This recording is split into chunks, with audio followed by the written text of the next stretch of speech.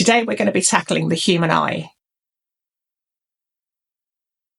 Today's video is designed to challenge you just a little bit more. We're going to look at the shape of the eye. We're going to look at how we shade the eye to get it looking realistic, where the shadows go, and how the whites of the eye aren't as white as you tend to think. And I really hope you find it useful. Getting eyes right is a key part of getting portraits right. And the last video of this course will be an actual human portrait. Work through it with me, pick up a pencil, have a go, draw it in real time. Again, very little fast forwarding involved in this because I want you to be able to see how it develops from start to finish and not feel like you get lost in the middle. Draw along and we'll have some fun. Today we're going to draw this eye. I've deliberately chosen a photograph that is detailed but also that is in black and white. If you try and copy a colour photograph of an eye, you will find that you get confused by the colours. The changes there, are they tonal changes or are they just colour changes? So if you put your photograph into black and white, you'll do yourself a massive favour before you start. So looking at this eye, before we even start drawing, we're going to study the eye itself and properly take on board the shapes. When people draw eyes for the first time, they have a tendency to put in a big arched upper lid and a big arched lower lid, which are the same shape on both sides. And then they'll draw in the iris, and then they'll draw in the pupil. And you can see there's a big difference between that and that. There's several things that are wrong here. Firstly is the fact that the upper lid is very rarely a perfect arch like that. This one, if you look at it carefully, it comes up here, not even straight, it's got a slight bump to it. And then as it comes up, it flattens off. And then as it comes down here, it comes down in a curve. If you look at the lower lid, it comes across, then it arches down, and the bottom of the curve isn't underneath the iris, it's over here. It's actually lower at this point than it is at this point. The other thing you can notice is that this outer edge is not a point. It's curved. So we've got this lower bit here, it's coming up here, and then it's going out there. This is more straight here, then it levels off. So there's quite a lot of changes from the average eye that the first timer would draw to the shape of an actual human eye. The other thing to notice about this one is that the pupil and iris do not sit in the centre. There's more space on this side than there is on this side. So we want to make sure we capture that. We also want to make sure we capture the shape of the upper lid crease as well, because you do an eye on its own, it tends to look a bit stark and strange. But once you've got this bit in, it looks an awful lot more realistic. We'll also try and capture a little bit of these creases down here, the little fleshy pad on the inner bit, the highlight of the wet bit on that fleshy pad, and most definitely the highlight that sits over the eye itself. So there's lots of things we need to look at here. If you're going to do this for a painting, the first thing you want to do is get your shape right. And in order to do that, we're going to sketch it. We're going to sketch it with a H pencil. If you haven't got a H, if you've got a 2H or a 6H, it doesn't really matter. You just want a pencil that's not going to put down too much graphite in one go, because when we first start doing it, we're a little bit unsure. So we want to be able to rub them out if they're not right. So the first thing I'm going to do is look at the two corners of the eye. So this is a curved corner and so is this, but they are still what we would call the corners of the eye. They are more or less level with each other. So I'm going to draw this quite big. You are very unlikely to ever have to do an eye this big. Most of the time they're going to be tiny. But for the sake of the video, so that you can see what I'm doing, and also just as an exercise in learning the structure of the eye, we're going to do a big one. So we're going to draw those in. The first thing I'm going to do is then look at the shape of my lower lid. Could do the upper lid first, but I'm just going to come across here.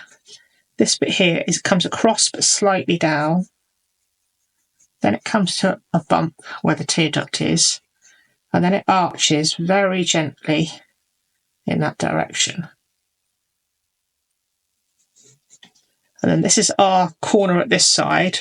And this is where it arches in more of a curve.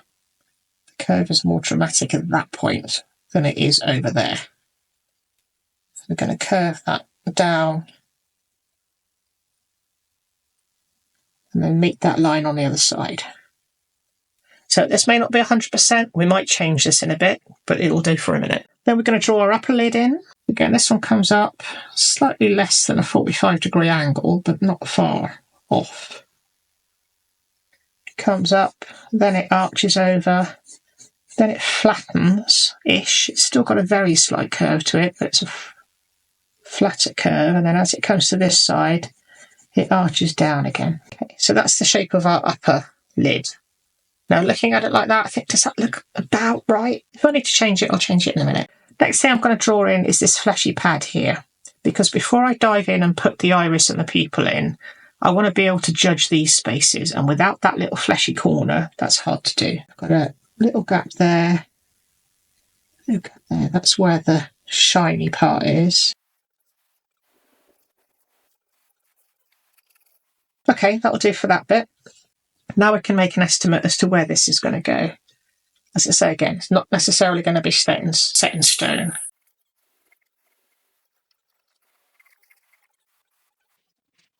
So this one is cut off definitely at that kind of angle. I've got a bigger space here than I do here. Do I think that's about right? I think it needs to go a little bit bigger on this side because this is cut off. Yeah, I think although that comes up there, I think this needs to flatten off, chop off a bit more of the top of the iris. I'm looking and comparing, I think this needs to come more this way. So I've made the iris bigger on that side and on this side. Yeah, that feels better. Now, what you could do at this point, you don't necessarily have to draw it in, but just imagine that this was a full circle and you could see the whole thing. When you do that, does it still look circular? If you think you've ended up with a bit of an oval, or it's a bit wonky, you need to change it at this point before you go too much further. Now, I've got my pencil eraser today. That's going to be your friend when you're doing detail things like this, to rub out anything you don't want. Changing your mind about things is perfectly acceptable. It's all part of the push and pull of creating art. You will not get things right first time. Okay, does that look right? This one looks like it's got more of an overall slant downwards than mine does. So I'm just going to change that a little bit more. I'll just take it up a bit there and down a bit there. Back in with my pencil eraser.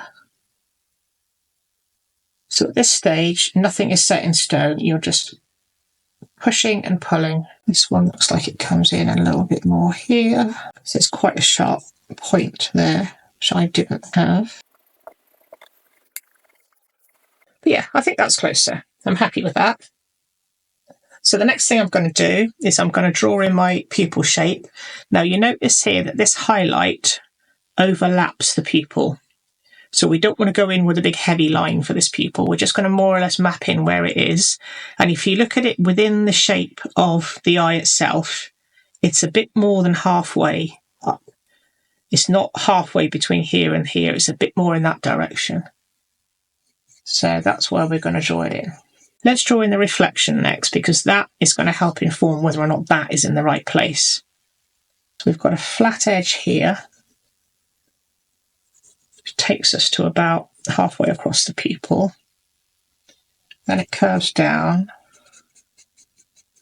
So this is in way more detail than you'd probably do if you were doing this as a painting of a portrait, because chances are this bit would just be a white dot, or maybe a line. You certainly wouldn't be worrying about the exact shape of it, but because we're doing a big version of this eye, I'm just going to try and get it right. So what that tells me is my pupil's probably a little bit on the big side. Just going to shrink that down. Just going in with my softer pencil to make this a little blacker. And I'm using the sketchy shapes that I put down just now to make this circle a little bit more accurate. Now, when you look at the shape of the pupil, we tend to just draw them as circles like this, but they're actually muscular.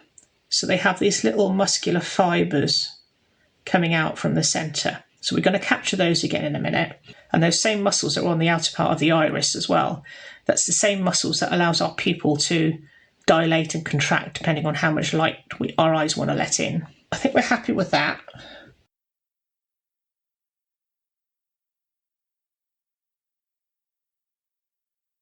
Let's just blacken that in a minute.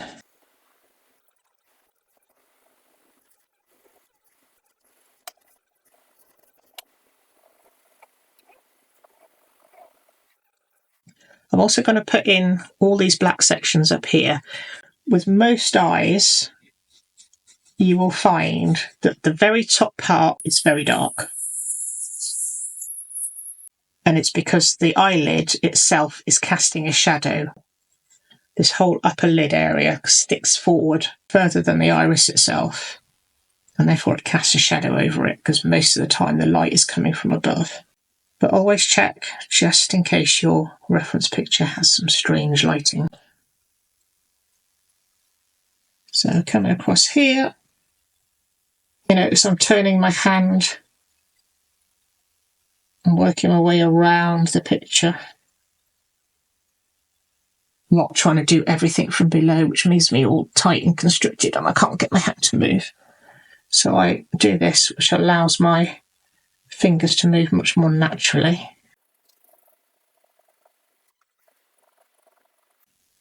Also just got to capture that grey part of the pupil there, where the highlight is on top of the pupil, so it's giving you that little grey corner. Before we go any further, again, we're going to get rid of the bits we don't want. When you look at the outside of your iris, you will see that this is not a hard edge. We tend to think of it as quite a definite edge between the white of the eye and the colour of the iris, but it's actually quite soft and blended. So in order to achieve that, I'm going to shade that, but with the edge of my pencil. To see how that gives me that soft focus.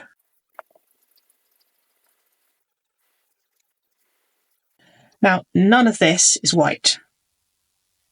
So we're going to do something that looks absolutely crazy, but we're going to shade over the whole thing.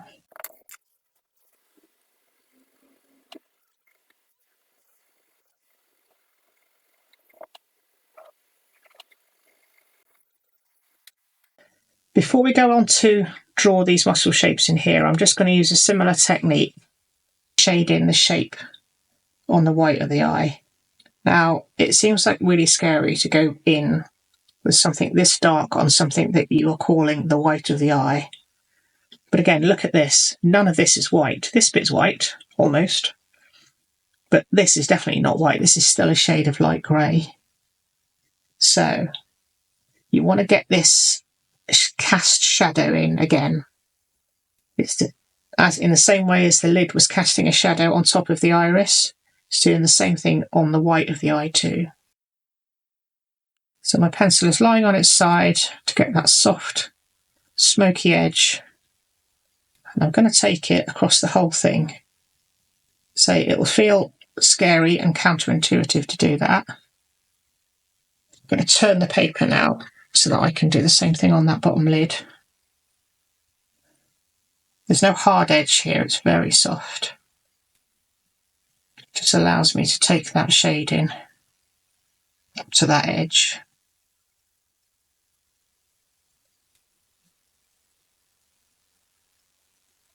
Turn it back again.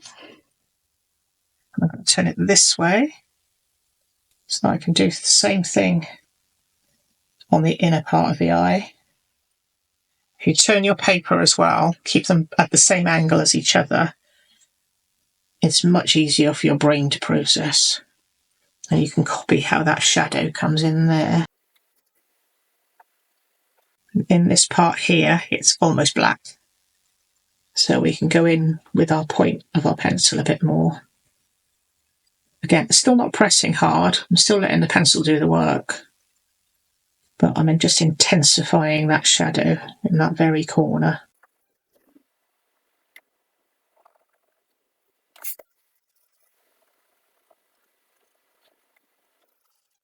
So that's okay for that bit. I need to do similar back over here.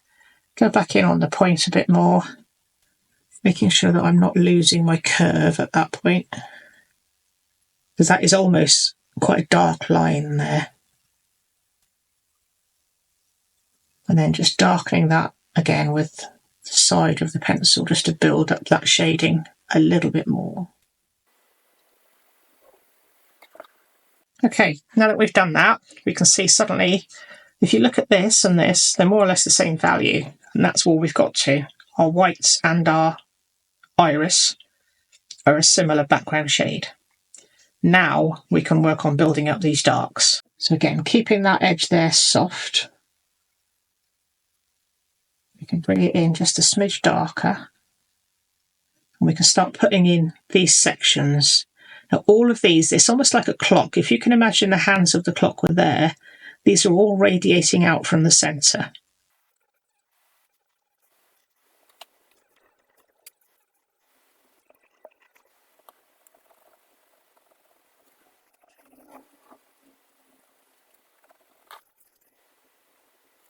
Over here, the shapes are not as clearly defined as they are on that side.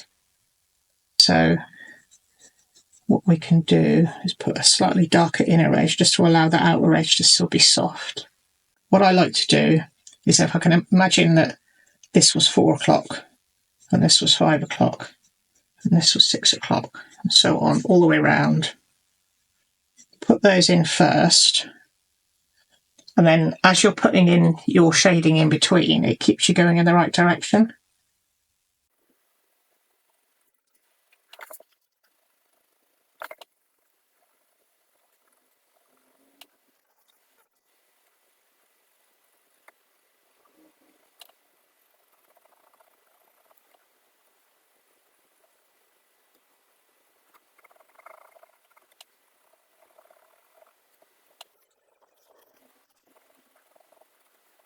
Now, as I say, if this was for a painting, you absolutely wouldn't need to go into this much depth unless the eyes were as big as this one is.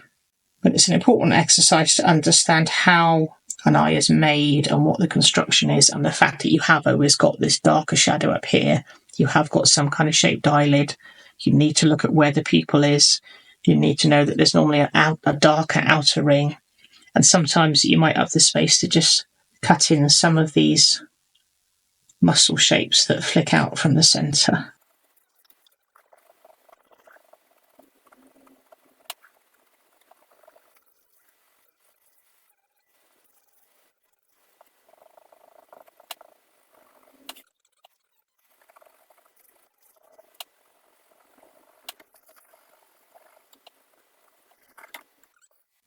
I'm going to draw in the fleshy part over here, leaving a little gap for these slight highlights that we've got.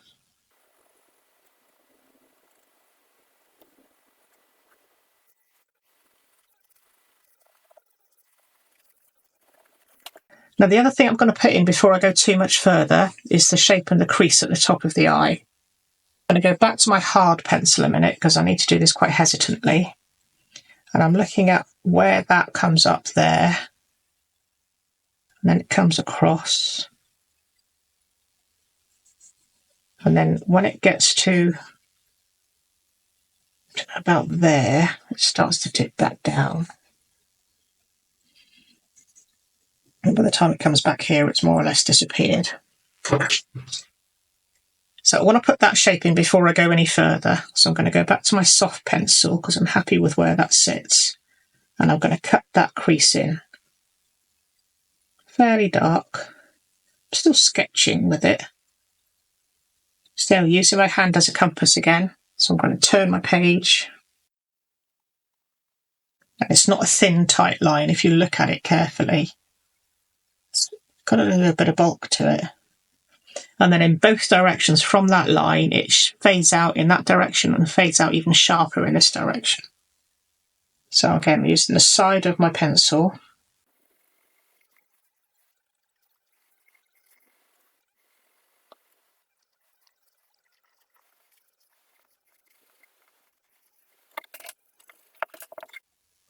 So let's turn it back upright again. This dark edge here, when it carries on and gets darker again on that side, so I'm going to put that in as well. This is the section of our upper lid that our eyelashes come out of.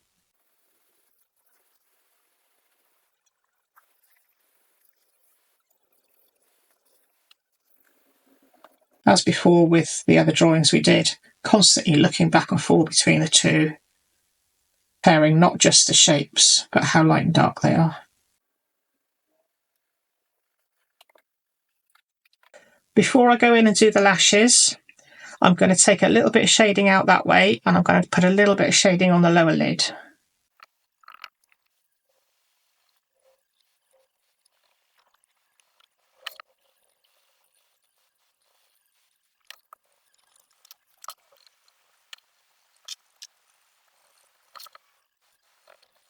You want to do as much of this as you can before you put your lashes on, because if you don't, then if you want to go in like this and smudge things with your finger and soften things, you'll end up smudging your eyelashes.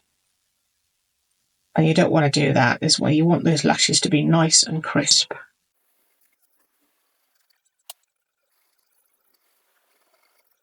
So I've got that bit. Like I say, I'm going to do the same thing on the lower lid. This whole section here is also a shade of grey. So all the way across there, there's one little slight highlight that runs along the outer waterline. We're going to take that across and then leave a little gap for where that highlight is. We're trying now to create this shape of the lower lid.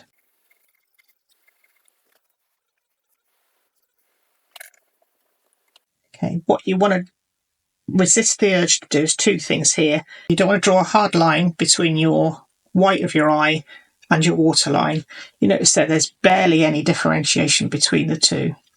So yes, you can have a very light line like this, and that's enough. Don't be tempted to try and refine that with a proper line. That is another common rookie mistake. In here, our waterline has a very distinct shadow just in that rounded corner. So we'll put that in. See that straight line there? We'll capture that.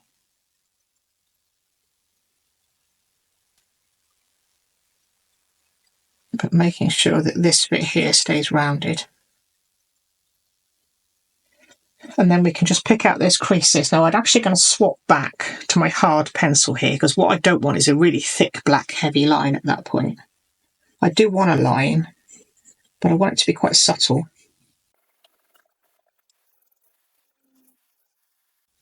So making sure when you put those in, they're not too heavy or obvious.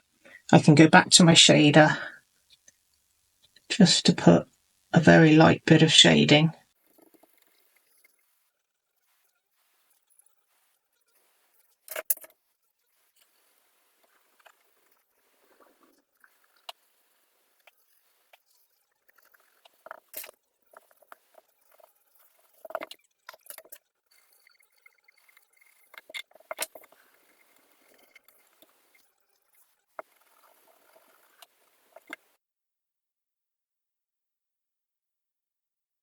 Okay, time for eyelashes.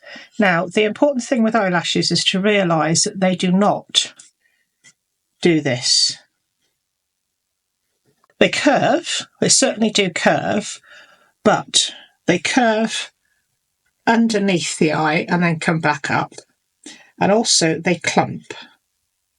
They come together in slightly random directions. They're not as uniform as they're often drawn. So let them, and they'll cross each other a little bit now and again as well. They are not that uniform. Like this one's going that way, that one's going that way, these ones are going that way. You'll find that if you look at the overall flow on the inner part of the eye, they will tend to flick in this direction. And on the outer part, they mostly flick in that direction. In the middle, anything's up for grabs. They could be going in all sorts of directions. And the same thing applies on the bottom lid. They'll go mostly out, but they're not uniformly arranged next to each other. They're a little bit higgledy-piggledy, and they do things like this. So to try and make it look natural, that's what we're going to try and capture. Again, I've got my 6B pencil. I've made sure my pencil is nice and sharp because I want to be able to get these lines very crisp. Put these lines in, looking at how far they actually come up more or less, in fact, slightly over the lid in places, over that crease. So I'm just going to do that all the way around. Same over here. I'm going to turn the paper slightly to allow myself to flick in the direction that I want to flick. There are more lashes on the outer part than there are on the inner, normally.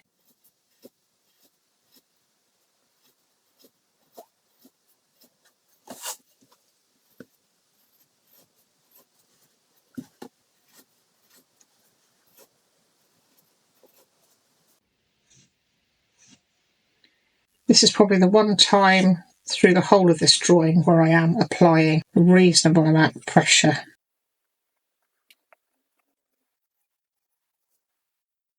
What I have seen now is that this whole area through here needs to be darker.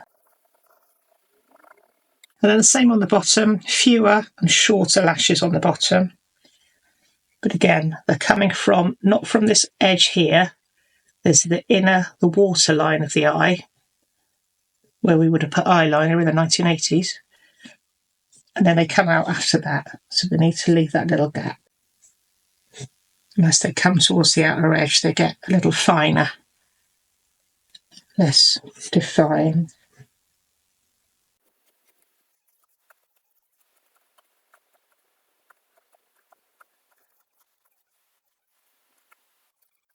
Now before I stop, I'm just going to check everything else over.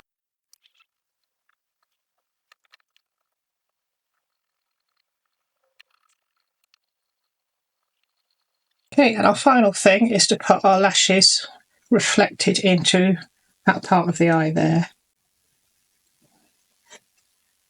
Again, resisting the urge to try and make them too uniform.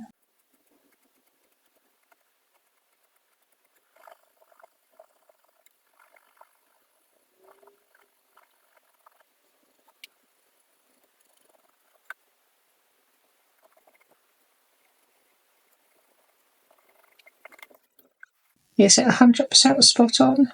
No. But if I'd have done it 100% spot on, this video would have taken 3 hours and not 30 minutes. Thank you for watching this video. I hope you found it helpful.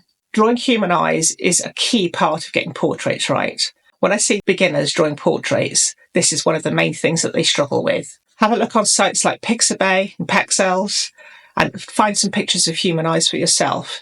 Get them nice and close up, really detailed, and have a go at doing several. And I promise you, it'll make a huge difference to your ability to draw the human face. If you found this video useful and you'd like to work with me further, I do offer one-to-one coaching, which you can book through my website, wendybrownfineart.co.uk. If not, I'll see you in the next video, which is the animal portrait. Happy drawing.